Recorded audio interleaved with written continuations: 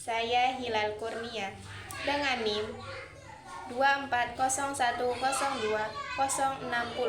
mahasiswi dari Universitas Islam Negeri Mataram, Fakultas Tarbiyah dan Keguruan, Prodi Pendidikan Bahasa Arab.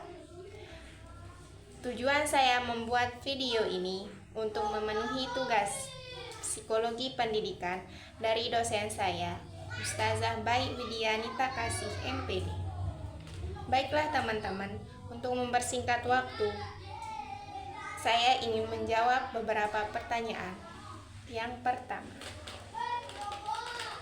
psikologi pendidikan merupakan sebuah ilmu pengetahuan yang berdasarkan riset psikologis yang menyediakan serangkaian tahap-tahap untuk membantu individu melaksanakan tugas sebagai seorang guru dalam proses belajar mengajar secara lebih efektif. Definisi ini hanya sebatas pada proses interaksi antara guru dan siswa dalam kelas. Psikologi pendidikan pada masa awal perkembangan dan pemanfaatannya belum dikenal banyak orang. Tetapi seiring dengan perkembangan sains dan teknologi, akhirnya lahir dan berkembang secara resmi sebuah cabang khusus psikologi yang disebut psikologi pendidikan. Pada umumnya, para ahli memandang bahwa Tuhan adalah Bapa Psikologi Pendidikan.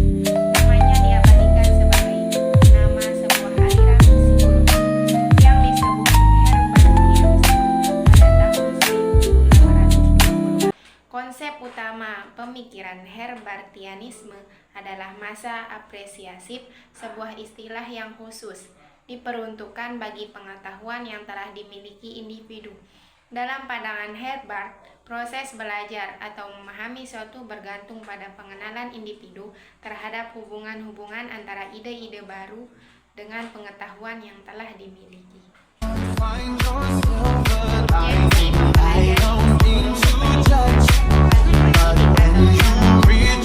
Yang pertama, memahami karakteristik peserta didik. Setiap siswa memiliki latar belakang, minat, kemampuan, dan gaya belajar yang berbeda-beda.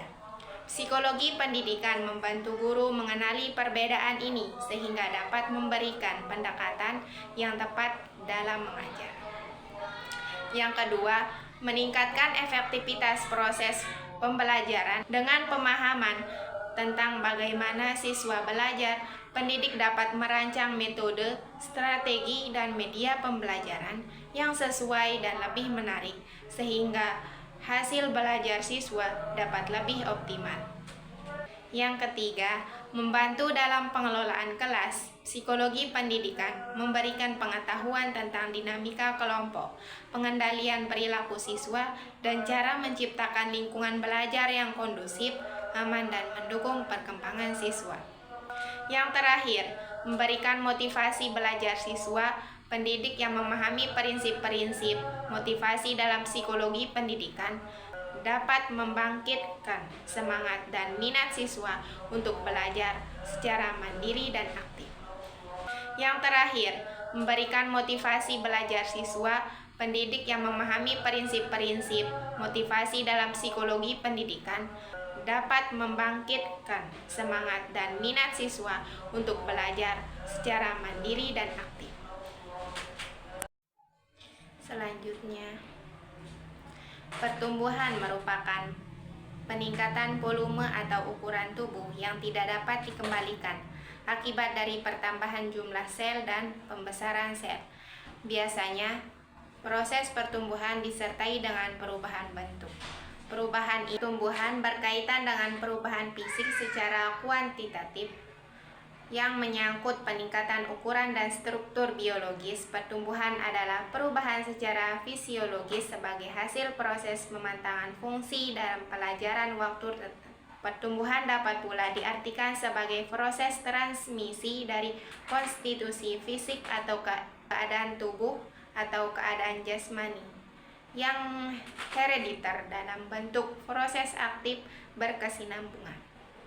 Hasil pertumbuhan antara lain bertambahnya ukuran kuantitatif badan anak seperti berat, panjang, dan kekuatannya. Begitu pula pertumbuhan akan mencakup perubahan yang semakin sempurna pada sistem jaringan saraf dan perubahan-perubahan struktur jasmani lainnya. Dengan perkembangan sesuai dengan prinsip ortogenetis, yaitu perkembangan berlangsung dari keadaan global dan kurang berdiferensiasi sampai pada keadaan diferensiasi, artikulasi, dan integrasi meningkat secara bertahap. Proses diferensiasi itu bersifat totalitas pada diri anak, bahwa sejak bayi dilahirkan, ia telah mempunyai gambaran yang lengkap tentang dunia. Hanya saja, gambaran tersebut masih kabur dan samar-samar, terbawa oleh perkembangannya. Gambaran total yang samar-samar tadi berangsur-angsur menjadi terang dan bagian-bagiannya bertambah nyata, jelas, dan strukturnya semakin lengkap.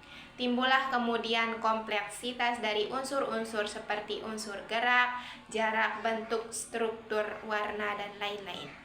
Namun semuanya merupakan bagian dari satu totalitas atau keseluruhan dan mengandung sifat-sifat totalitas tersebut.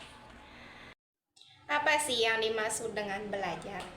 Belajar adalah proses yang terjadi dalam otak manusia, saraf dan sel-sel otak yang bekerja mengumpulkan semua yang dilihat oleh mata dan didengar oleh telinga dan lain-lain. Lantas disusun oleh otak sebagai hasil belajar. Itulah sebabnya orang tidak bisa belajar jika fungsi otak terganggu. Belajar memang merupakan peristiwa yang terjadi dalam diri manusia. Hingga kini, para ahli tidak mengetahui 100% bagaimana persis terjadinya peristiwa itu. Pada masa lalu, ada ahli yang percaya bahwa peristiwa belajar semata-mata merupakan proses kimia yang terjadi dalam sel-sel, terutama dalam sel dan saraf otak. Pendapat ini kadang-kadang dirumuskan terlalu ekstrim, seakan-akan manusia itu hanya kumpulan jasad kebendaan saja. Ini adalah pengaruh pandangan hidup yang materialistik, yang artinya tidak percaya sebab kau terlalu indah dari sekedar kata.